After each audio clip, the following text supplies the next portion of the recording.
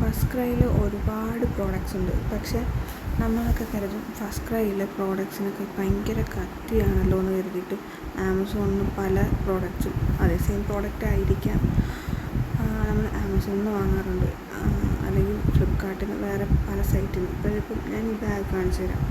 ഈ ബാഗിന് 1299 ആണ് റേറ്റ്. നമുക്ക് ഓഫർ പ്രൈസ് 16% കഴിഞ്ഞ് വരുമ്പോൾ 1097 വരും.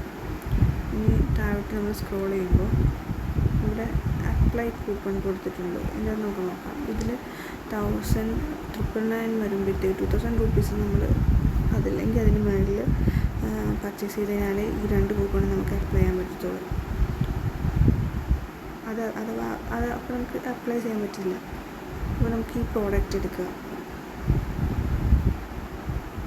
ഈ പ്രോഡക്റ്റ് നമ്മൾ വ്യൂ ചെയ്യുമ്പോഴത്തേക്ക് താഴോട്ട് കുറച്ച് സ്ക്രോൾ ചെയ്ത് വരുമ്പോഴത്തേക്ക് നമുക്ക് 3 കൂപ്പൺ ഉണ്ട്.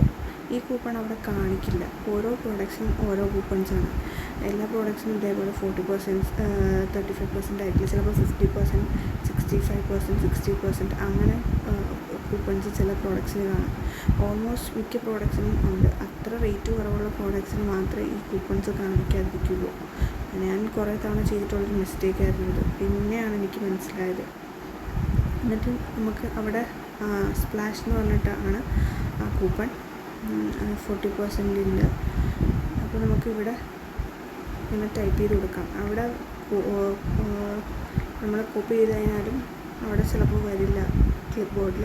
അപ്പോൾ നമ്മൾ ഓർത്ത് വെച്ചിട്ട് ഇവിടെ ടൈപ്പ് ചെയ്ത് കൊടുക്കുക. വേണ്ടേ റേറ്റ് മാറിയതുണ്ടോ? 852 നമുക്ക് ഈ പ്രോഡക്റ്റ്. ഇതേപോലെ പല വലിയ പ്രോഡക്ട്സും, അതായത് നമുക്ക് സ്ലൈഡ്, പിള്ളേരെ കളിക്കുന്ന സ്ലൈഡ്, പിന്നെ ഡ്രസ്സാണെങ്കിലും ശരി, അവരുടെ പല ക്ലോത്ത്സും നമുക്ക് നല്ല ഡിസ്കൗണ്ട് റേറ്റിൽ കിട്ടും. അപ്പം ആരും ഇതിൽ റേറ്റ് കൂടുതലാണ്, ഇത് GST ഒക്കെ ആഡായി വരും എന്ന് വിചാരിച്ചിട്ട് നമ്മൾ യൂസ് ചെയ്യാതിരിക്കേണ്ട. ഇത് നല്ലൊരു ഓപ്ഷനാണ് ഫസ്റ്റ് ക്രൈ.